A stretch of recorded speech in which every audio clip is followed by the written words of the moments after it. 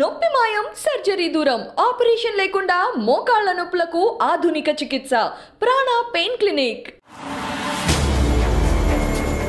Corona సమయంలో మొగలయ్య 2 కిడ్నీలు పాడైపోయాయి. Dialysis కోసం రోజు హాస్పిటల్స్ చుట్టూ తిరుగుతున్నారు. ఇటీవల మొగలయ్యకు బీపీ అండ్ షుగర్ పెరగడంతో ఆయన 2 కళ్లపై ప్రభావం పడింది. ఎప్పటినుంచో బీపీ షుగర్తో బాధపడుతున్న ఆయన ఇప్పుడు ఆ ప్రభావం మిగతా అవయవాలపైన కూడా పడింది. ఇక డయాలసిస్ చేయాల్సిందే అని వైద్యులు చెప్పేశారు. దీంతో అప్పటి నుంచి వారానికి 3 రోజులు హాస్పిటల్కు వెళ్ళి డయాలసిస్ చేయించుకుంటున్నారు. వరంగల్ వెళ్ళి ట్రీట్మెంట్ తీసుకోవడానికి ప్రతి నెల 20,000 వరకు ఖర్చు అవుతోంది.